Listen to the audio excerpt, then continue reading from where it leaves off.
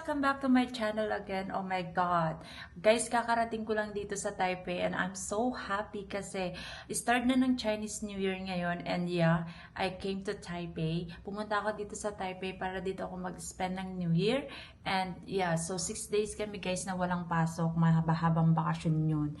And I'm so happy guys kasi for today's vlog, bibili tayo ng new phone. Oh my goodness, guys. I'm so happy kasi hindi ko talaga ina-expect na, alam niyo yun, na finally makakabili na ako ng new phone.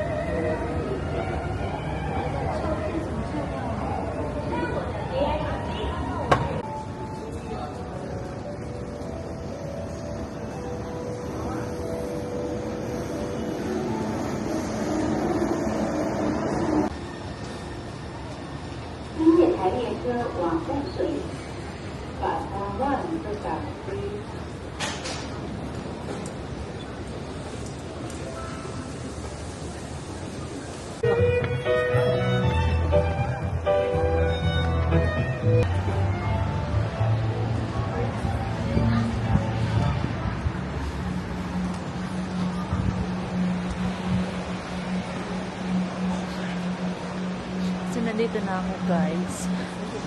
Oh my gosh. Parang nakakapag-dalawang isip na bumili. Tingnan nyo naman guys, ang mga tao. Ayan na guys!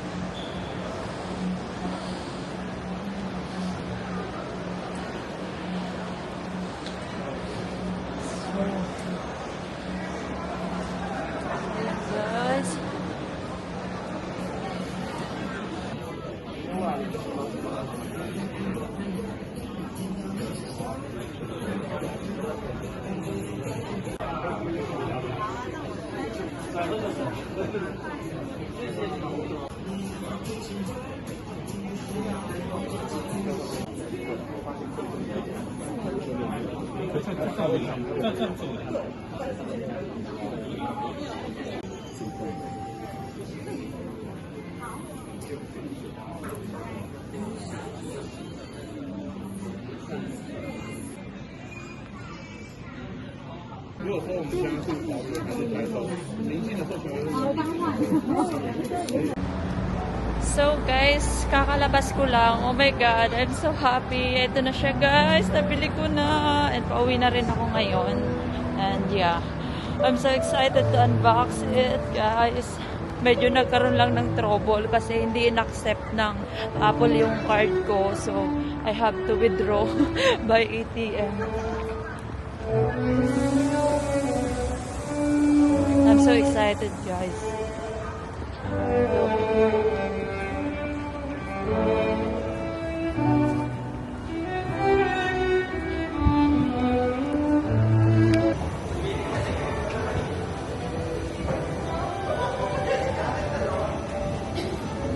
Kakarating ko lang dito sa apartment and I'm so excited to unbox my new phone with you guys. And yeah, I'm so happy right now. But I'm a little bit sad because alam mo yun, iba pala yung pakiramdam kapag pinaghirapan mo, pinag-ipunan mo na matagal yung pera and then parang yun na lang yung pera na natitira sa'yo pero ibinili mo pa, nagpauto ka. Nga guys, kailangan ko rin talaga ng space kapag nag-e-edit, which is hindi ko talaga magamit yung phone ko ngayon kasi nga wala na siyang enough space. Nagagamit ko man siya pero hanggang 6 minutes, 5 minutes videos lang. Tapos kailangan ko pang mag-delete, automatic, ganyan-ganyan. Minsan nagdi-delete na ako ng mga apps na kailangan ko para lang makapag-edit. Kaya talagang kailangan ko rin talaga. So, hindi ko siya binili. Itong phone ko na to na bago, hindi ko siya binili dahil gusto ko lang, o dahil nakikisabay ako sa uso. Binili ko siya kasi alam kong kailangan ko. And then, naisip ko na reward ko na rin yan sa sarili ko. Deserve ko naman siguro, 'di ba? Deserve ko naman na i-reward yung sarili ko paminsan-minsan. Tsaka yan na yung reward ko guys sa sarili ko. Birthday gift ko para sa sarili ko, Valentine's gift ko para sa sarili ko, and reward ko para sa sarili ko for being hard working sa lahat ng bagay. I'm so proud of you, so congratulations. Alam ko na napakaliit na bagay nito para sa iba, pero alam nyo guys, na-realize ko na ang drama, bumili lang naman ako ng iPhone. So, hindi. Ang ko lang dito is natutunan ko lang is, alam mo kapag pala pinaghirapan mo yung bagay, ang sarap sa pakiramdam kapag nakuha mo siya ng pinaghirapan mo. And naaalala ko guys, hindi ako makabili ng ganyan dati, nung childhood ko, nung nag-aaral ako, hindi ako makabili ng ganyan. Ngayon lang talaga. So siguro naman worth it naman kung bibili ako. And kailangan ko rin naman talaga kasi nga nag-vlog ako. Hindi ko rin naman kasi dati plano na mag-iPhone. Kaya lang, nung na-try ko, dun sa XR ko nga, dun sa phone ko ngayon ang ganda pala ng iPhone kasi kahit pricey siya, yung quality kasi maganda kasi ang tibay niya, ang ko lang nga is yung battery, pero kahit gano'n na siya katagal, hindi siya naglalag, hindi siya napapasok ng virus, and maganda talaga siya guys, yung quality niya, matibay. So, kaya nag-decide ako na yung bilhin kong phone is iPhone na lang din para pang matagalan. Total, bibili din naman ako kung in the future. So, bumili na ako ngayon. Before ko i-unbox sa inyo guys, yung iPhone na binili ko, meron lang akong konting kwento bago ako makabili niyan. Oh my God. Hindi ko alam kung ikakahiya ko ba to or alam mo, weird. Kasi, ganito, nung dumating ako sa Mac Store, syempre sobrang excited ako, di ba? Nagbi-video ako, so gamit-gamit ko yung packetry ko. So, yung packetry ko, nung pumasok ako dun sa pintuan ng Mac Store, and then may isang staff na humarang sa akin, sabi niya, sorry, no filming, and I just said na, okay. So, inop ko yung packetry ko, and then tumingin ako ng mga phone. Namili na ako kung alin yung bibilihin ko, which is, alam ko naman na talaga kung ano yung gusto kong bilihin. Yun, ikot-ikot muna ako dun guys. Naglakad-lakad muna ako, nagtingin-tingin ako ng mga laptop, ng mga headphone, ng AirPods, ng watch. And then, pag nag-decide kasi, pinag-iisipan ko talaga, bibilhin ko na ba o hindi? Bibilhin ko na ba o hindi? So, naisip ko na kailangan ko talaga. So, bumili na ako guys. Sabi ibinigay na sa akin yung iPhone. Meron namang isang staff na lumapit sa akin, which is yun yung magbibigay sa akin ng iPhone, and then magsasign in siya, magbibigay ng receipt, ganyan. Tapos, pumunta kami doon sa may gilid.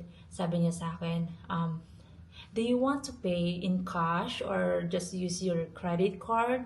And I said, I'm just gonna use the debit card. And then, okay. So, inopera niya ako na kung gusto ko daw bumili ng warranty, ganyan. Sabi ko, hindi na, ganyan. Tapos, inoffer niya rin kung kailangan pa niya akong tulungan na mag-transfer ng data ko. Sabi ko, ako na lang din. Tapos, nung magbabayad na ako, binigay ko na yung card ko, girl. Nakakaloka mga bakla. Nakakahiya. Ngayon, ipinasok niya na yung card ko. Sabi niya. Tapos, syempre, na-expect ko na after nun, settled na ang lahat. Uuwi na lang ako pagkabigay sa akin. Sabi niya sa akin, Mom, I'm sorry, your card is not acceptable. Do you have any card or do you want to call your bank or do you have enough money in this? Something ganyan. Sabi ko, yes, I have enough money in that card. And then, sabi niya, do you want to call your bank to tell that blah blah, ganyan. Hindi ko na intindihan. Ang tagal guys mag-memorize ng English. Huwag niyo akong pahirapan. Tapos, ayun. Sabi ko, no, I don't know how can I talk to them because they are speaking Taiwanese and I can speak English. And then, sabi niya, do you want to just pay in cash? And I just said, I don't have cash right now. So, can you give me, I asked him if he can give me like a few minutes. And then, I asked him kung nasan yung pinakamalapit na ATM. And then, sabi niya, okay, magwi-wait daw siya doon ng ilang minuto. And then, yun nga, tinuro niya sa akin banda. Paglabas ko, hindi ko naman nakita yung ATM, mga bakla. Sabi ko, saan ba dito? Ang pala, nakasulok ng nakatago, kaya hindi ko makita. Ngayon, may nakita ko doon mga security guard yata ng mall or police ba yun. Hindi ko alam kung ano yung basta nandun sa may Taipei 101 na may gate na may nakalagay na exit. Sabi ko doon isa-isa, may tsura siya guys. Sabi ko, excuse me, can I ask you something? And ang taray ko pa ng pagkaas. Sabi niya, yes, for sure. What is that? Tapos ang galing niyo guys mag-English, shall ka dyan. Tapos sabi ko, where is the bank? Or where is the closest bank here? And then sabi niya sa akin, it's over there but it's closed now because Chinese New Year. And then sabi ko sa kanya, no, I mean the ATM machine, not the bank office. And then sabi niya sa akin, oh, I'm sorry. So, you mean, okay, yeah. Yung, alam mo, hindi na kami nagkaintindihan, ay yung nagets na namin yung isa't isa, tapos tinuro niya ako dun sa way kung saan. Ang lapit lang pala guys, sa harap nila. Tapos ngayon, yung mga ka-work niya doon, yung mga kasama niya doon, pag harap ko ng ganun, binibidyohan kami dalawa. Sabi ko, ang problema nito. Sa isip-isip ko, bakit ako binibidyohan ng mga to? Bakit kami binibidyohan? Sabi ko, dahil ba nagagandahan sa akin? Dahil natutuwa sila dun sa kasama nila na nakikipag-usap ng English sa akin. Kasi magaling mag-English nung Tapos, ayun nga guys, iniwan ko na sila doon. Tapos, pinuntahan ko na yung bank. Tapos, yung pagsaksa ko pa ng mga card ko, ilang 1, 2, 3, hindi tinanggap yung card ko. Sabi ko, hala, may problema yata yung card ko. Yan, scammer ako, ganyan kinemeron. Tapos doon sa last card na nakalagay doon, ay sa last machine, doon lang tinanggap yung card ko. Giatay. Sabi ko, my God, niligtas mo ko sa kahihiyan. Sabi ko, pati ba naman yung machine, naging mapili na rin. Tapos yun na, binidro ko na yung cash. Tapos dala-dala ko na. Tapos, nung pagpasok ko ng Mac Store ulit, paalis na sana yung lalaki, dala-dala niya na yung phone. Siguro ibabalik niya na. Kala niya hindi na ako babalik. Tapos sabi ko, I'm sorry. Tapos sabi niya, that is okay. Tapos yun nga, inayos niya na guys. Tapos, nag-offer pa siya sa akin na ng warranty daw kung gusto ko daw mag-avail ng another year of warranty para pag nasira pwede kong ibalik na libre dong ganun or makakalis ako ng mas mura. Sabi ko hindi na. Tapos yun na nga guys, pagbalik ko din nagbayad na kami. Tapos nakuha ko na yung phone and I'm so happy. And paglabas ko ng store, I'm so happy guys kasi oh my God, finally nagkabili na ako ng phone ko. And then pero alam nyo, dito ang sakit kasi sabi ko sa isip-isip ko, ang laking pera nun. Sabi ko sayang. Ganun ako guys. Pero anyway, nagkwento lang ako kasi niloloka ako guys. Medyo na ako kasi bakit pinahirapan pa ako ng Apple na to. So now guys, i-open na natin. I'm so excited. Oh my God, I'm so happy, guys. So, let's unbox this. Ayan. I'm so excited, guys. So, bumili ako nito. Ayan. Para pang tempered glass. And then, bumili ako ng phone case. Ayan. And also, bumili na din ako ng cord kasi sinuggest niya na kung wala daw akong cord. So, ayan guys. And, yeah. So, this is the phone. So, eto na siya guys. I'm so excited. Let's open it. So, hindi na siya nag-seal kasi binuksan siya dun sa Mac Store kasi nga, tinuro ni Kuya sa akin kung paano ko ita-transfer yung mga files ko, yung data ko dun sa luma kong phone papunta dito. So, sabi niya kung okay lang daw. Sabi ko, yeah. And then, papakita ko na lang sa inyo, guys. Oh my God. Sobrang excited ako. So, open na natin. This is a natural titanium. Titanium, maarte, di ba? Oh my God. Parang nakakatakot, guys. So, here. Oh, guys, it's so beautiful, diba?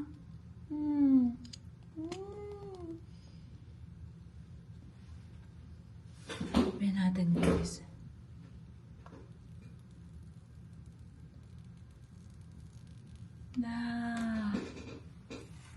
Wow,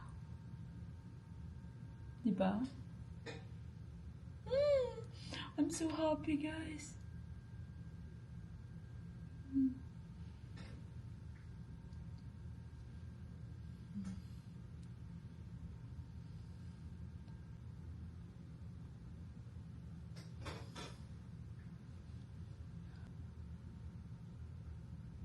Diba? Tapos ito guys, yung kasama niya, cord. And the manual. So, yun lang. Kala ko naman may free na AirPods. So, ayan guys. So, worth it.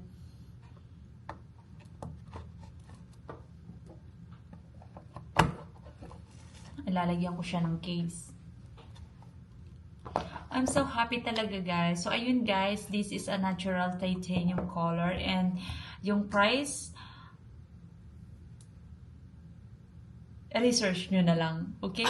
So, kakabitan na natin siya ngayon guys ng protector, ng screen protector.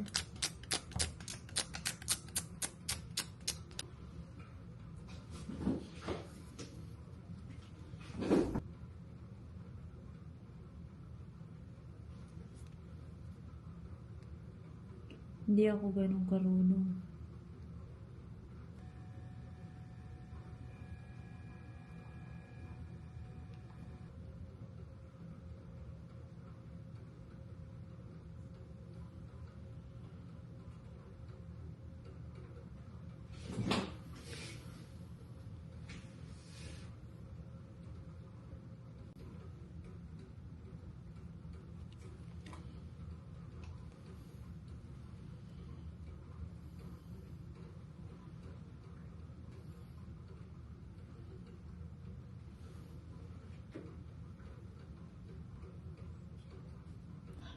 Pinakamahal na gamit na nabili ko para sa sarili ko.